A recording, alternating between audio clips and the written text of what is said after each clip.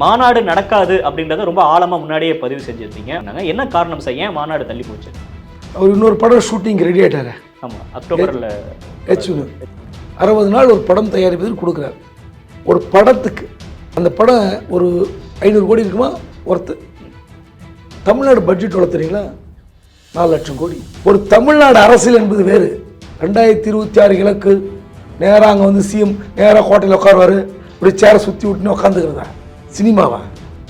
சினிமாவா அது? மாநாடு அந்த இடத்த பார்வையிடறதுக்கு விஜய் வரணுங்க. இந்த இடத்துக்கு வரணும். அதிகாலை 4 மணி கிளம்பி போய் விக்கிரவாண்டியில் பார்த்துட்டு ஃபோட்டோலாம் எடுத்துகிட்டு இந்த இடத்துல ஷெட்டு போடுங்க, இந்த இடத்துல ஸ்டேஜ் போடுங்க, இந்த இடத்துல ரேம்ப் போடுங்க, இந்த இடத்துல ஃபுட் கவுண்டர் போடுங்க.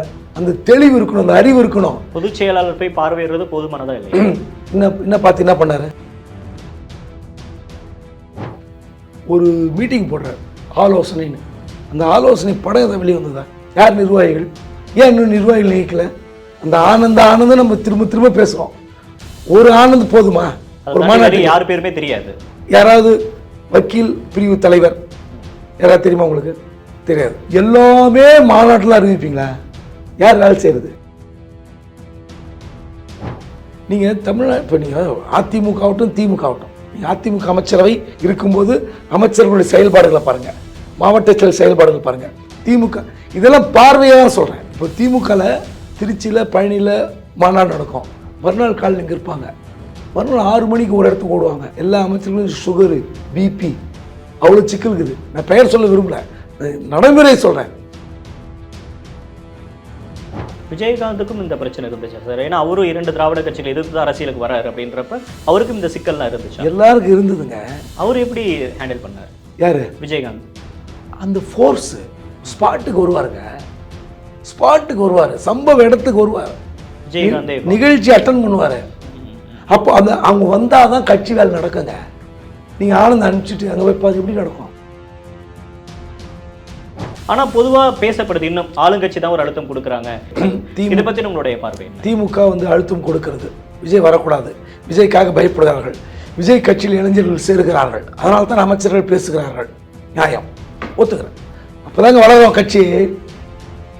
எங்கள் கட்சிக்கு இடையூறு கொடுக்கிறார்கள், கலங்க மாட்டேன், மாநாட்டை நடத்தி திமுகவை கலங்கடிப்பேன், சவால் விடுங்க. யோசித்து பாருங்க.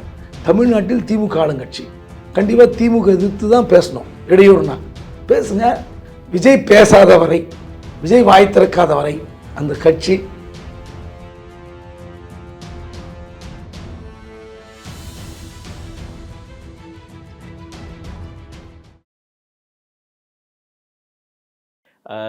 மாநாடு நடக்காது அப்படின்றத ரொம்ப ஆழமாக முன்னாடியே பதிவு செஞ்சுருந்தீங்க. ஆனால் 23 எல்லா வேலைகளும் செஞ்சுட்டாங்க, பெர்மிஷன்லாம் வாங்கிட்டாங்க. ஆனால் அந்த 33 நிபந்தனைகள் வந்ததுக்கப்புறம் விஜய் ஒரு கன்ஃபியூஷனில் இருக்காரு. அக்டோபரில் நடத்தலாமா இல்லை கொஞ்சம் தள்ளி போடலாமா அப்படின்ற மாதிரி விஜய் யோசனையில் இருக்காரு அப்படின்னாங்க. என்ன காரணம் சார், ஏன் மாநாடு தள்ளி போச்சு? அவர் இன்னொரு படம் ஷூட்டிங் ரெடி ஆகிட்டாரு. ஆமாம், அக்டோபரில் H1 எத்தனை நாள் போகிறாரு? முதற்கட்ட கால் ஸ்ட்ரீட் அப்படின்னு இருக்காங்க அக்டோபரில். அக்டோபரில் போகிறார். 60 நாள் கொடுத்துருக்கார். 60 நாள் ஒரு படம் தயாரிப்பதற்கு கொடுக்குறார். ஒரு படத்துக்கு அந்த படம் ஒரு 500 கோடி இருக்குமா ஒர்த்து. தமிழ்நாடு பட்ஜெட் வளர்த்துறீங்களா 4 லட்சம் கோடி.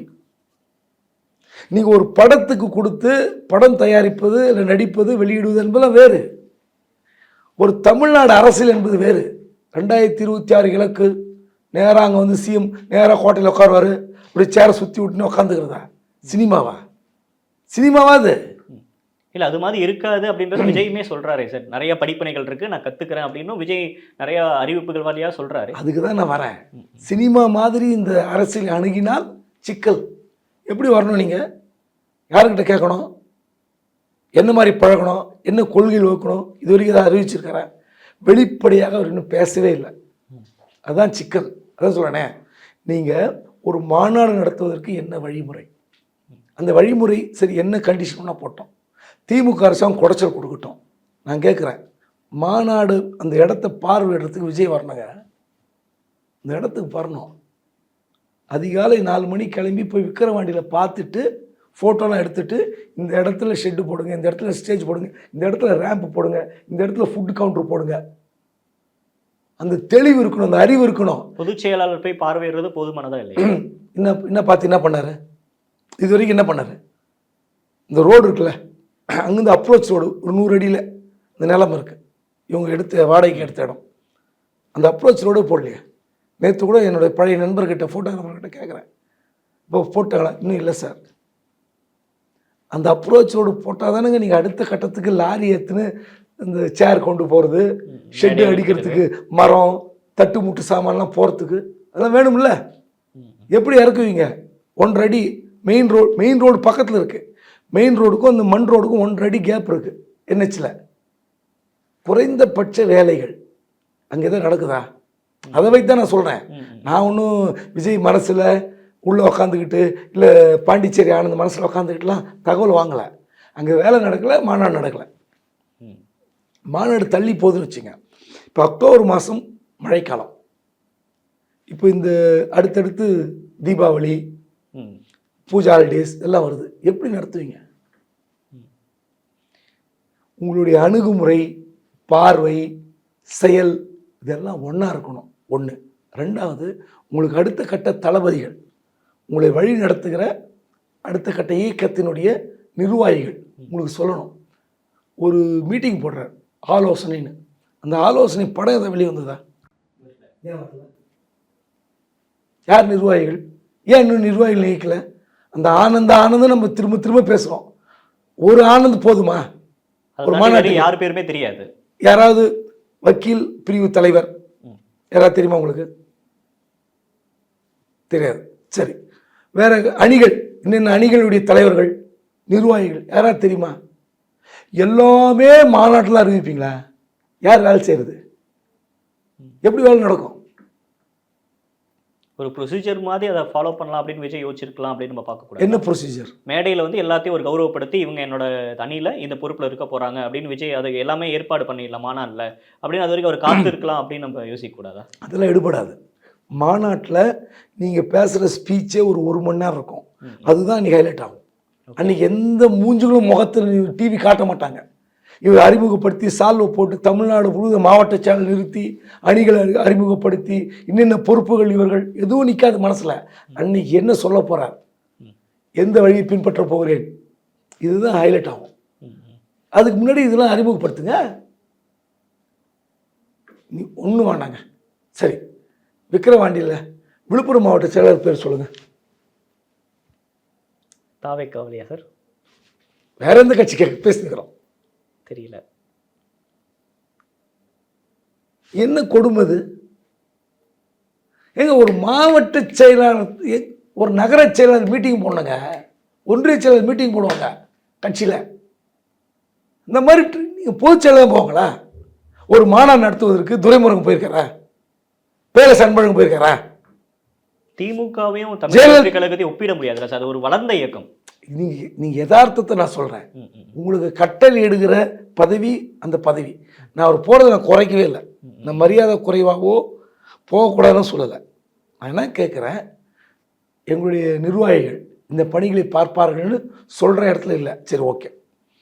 விழுப்புரம் மாவட்ட செயலர் யாருன்னு தெரில, கள்ளக்குறிச்சி மாவட்ட செயலர் யாருன்னு தெரில, இல்லை தலைமை கழக நிர்வாகிகள் ஒரு 10 பேர் தெரியலையே. கஷ்டங்க அரசியல். ஒரு பொதுக்கூட்டம், தெருமுனை கூட்டம் போட்டு நடத்துறது அவ்வளோ கஷ்டம். ஒரு நகரத்தில் ஒரு கூட்டம் நடத்தினா ஒரு பேர் விட்டு போயிடும். அவங்க சண்டைக்கு வந்து நிற்பாங்க. நகர செயலர் ஆஃபீஸில் உள்ள வந்து தகராறு பண்ணுவான், சேர் எடுத்து அடிப்பான். ஆனால் யார் தெரியுமா? உனக்கு முன்னாடி சீனியர் நான், நீ ஏதோ துட்டு குத்து பொறுப்பு வந்துட்டுவான்.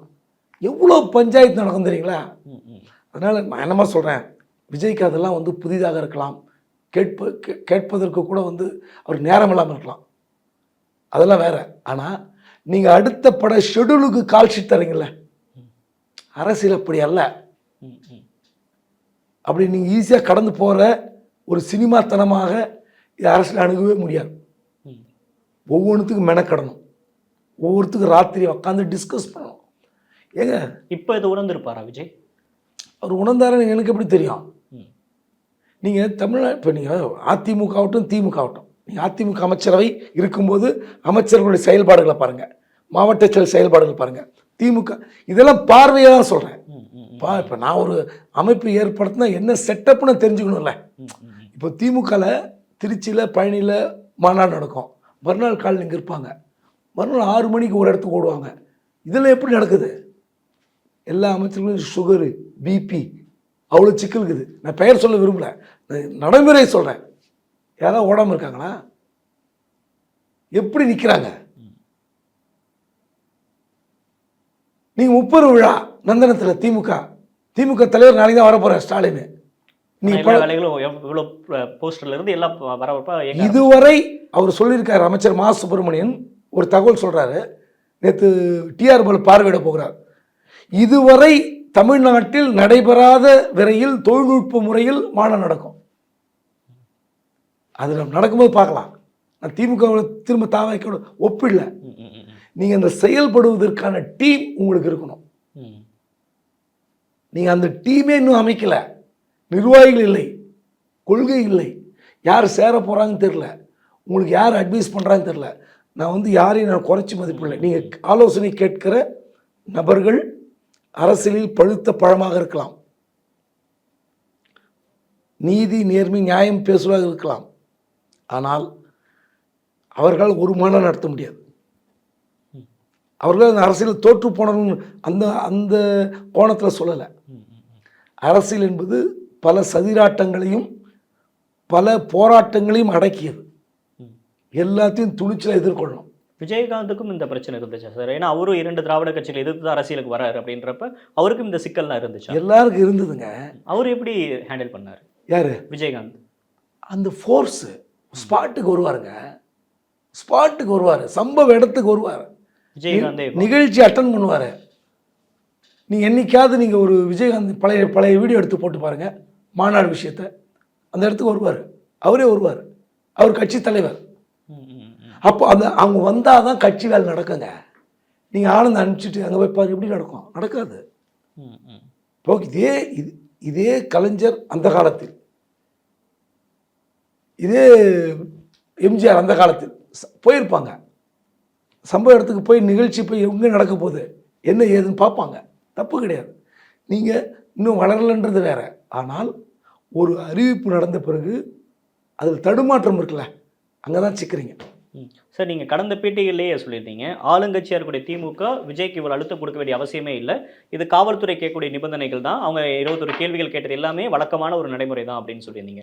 ஆனால் பொதுவாக பேசப்படுது இன்னும் ஆளுங்கட்சி தான் ஒரு அழுத்தம் கொடுக்குறாங்க, இல்லை காவல்துறை இந்த 33 நிபந்தனைகள் திமுக கொடுப்பாங்களா இல்லை மற்ற கட்சிகளுக்கு கொடுப்பாங்களா, அப்போ விஜய் அவங்க டார்கெட் பண்ணுறாங்க அப்படின்ற மாதிரி விமர்சனம் தொடர்ந்து வைக்கப்படுது.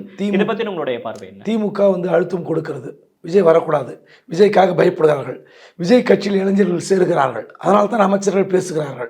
நியாயம், ஒத்துக்கிறேன், உண்மை, சரி. யார் சொன்னது? அப்போதாங்க வளரும் கட்சி. எங்கள் கட்சிக்கு இடையூறு கொடுக்கிறார்கள், கலங்க மாட்டேன், மாநாட்டை நடத்தி திமுகவை கலங்கடிப்பேன், என் படம் ஓடாது, 2 நாள் ஓடாது, என் கட்சி 6 மாதம் தாங்காது என்று அமைச்சர் பேசுகிறார். என் சவால் விடுகிறேன், அவர் தொகுதியிலிருந்து எத்தனை இளைஞர்கள் என்னுடைய கூட்டத்துக்கு வருகிறார்கள் என்று எண்ணிக்கையை முடிந்தால் அவர் எண்ணிக்கொள்ளட்டும். சவால் விடுங்க, விடுங்க சவால். இந்த தேர்தல் ஆணையத்தில் அங்கீகரிக்கப்பட்ட கட்சியாக மாறினப்ப ஒரு அறிக்கை கொடுத்திருந்தார். அந்த அறிக்கையில் தடைகளை தகர்த்தெறிந்து கட்சியை வளர்ப்போம், வாகை சுடுவோம் அப்படின்ற அந்த ஒரு வரி, தடைகளை தகர்ப்போம் அப்படின்றது யாரை குறிப்பிடுறாரு அப்படின்றத நம்ம பார்க்கக்கூடாதா? சரி, திமுக தடைன்னு வச்சுப்போம், ஆளுங்கட்சி தடை பண்ணது. நான் தான் சொல்கிறேன், சவால் விடட்டுமே. அமைச்சர் தாமு அன்பரசு என்ன சொன்னார்? டிக்கெட் ரேட்லேருந்து எல்லாம் யோசிக்க படமே ஓடல, சரியாக ஓடலன்னார். அடுத்து என்ன சொன்னார்? இந்த கட்சி 6 மாதம் தாங்காதுன்னார். ஒரு ரியாக்ஷன் வரணுமா இல்லையா? வரணுமா இல்லையா ரியாக்ஷன்? ஏங்க, உங்களை பற்றி அரசியல் விமர்சித்தால் நீங்கள் பதிலடி தர வேண்டுமா இல்லையா? கேள்வி சொல்லுங்கள். அப்போ தான் தொண்டர்கள்லாம் கொஞ்சம் ஆக்டிவ் ஆவாங்க. அந்த ஏன் இல்லை உங்களுக்கு? அந்த ஷார்ப்னஸ் ஏன் இல்லை? அப்போ என்ன பிரச்சனை உங்களுக்கு? ஏன் அணுக மறுக்கிறீர்கள்? திமுக எங்களை மாநாடு நடத்த விடாமல் தடுக்கிறது, தடைகளை உடைப்போம், மாநாடு நடத்துவோம், ஒரு அறிவிப்பு இன்ன வரைக்கும் வரல. ஒரு லைன் ட்வீட் கூட போடலாம், இன்ன வரைக்கும் வரலையே, ஒரு அறிக்கை வரலையே. அப்ப விஜய்க்குள்ள ஏதோ ஒரு குழப்பம் இருக்கு அப்படின்னு நம்ம பார்க்கணும். ஏங்க யாரை எதிர்த்து அரசியல் பண்ண போறார்? அதிமுக எதிர்த்தா? அதிமுக எதிர்த்தா? அதுன்னு அவருக்கு என்ன தெளிவுபடுத்தலையே. இல்லை இந்த கம்யூனிஸ்ட் கட்சி எதிர்த்தா? கேரளா கம்யூனிஸ்ட் கட்சி எதிர்த்தா? யோசித்து பாருங்க. தமிழ்நாட்டில் திமுக ஆளுங்கட்சி கண்டிப்பாக திமுக எதிர்த்து தான் பேசணும். இடையூறுனா பேசுங்க, உண்மை வெளியே வரட்டும். பூனைக்குட்டி வெளியே வந்தால் தான் உண்மை தெரியும். விஜய் பேசாத வரை, விஜய் வாய் திறக்காத வரை, எங்கள் தளபதியின் பெயர் கொண்ட தளபதி பொறுப்பாளரின் பேர் கூப்பிட்ற பொதுச்செயலாளர் இருக்கிற வரை அந்த கட்சி அடுத்த ஸ்டெப் நகராது. நிறைய விஷயங்கள் பகிர்ந்துக்கிட்டீங்க சார். நேரம் கொடுத்தமைக்கு நன்றி. தேங்க்யூ. நன்றி.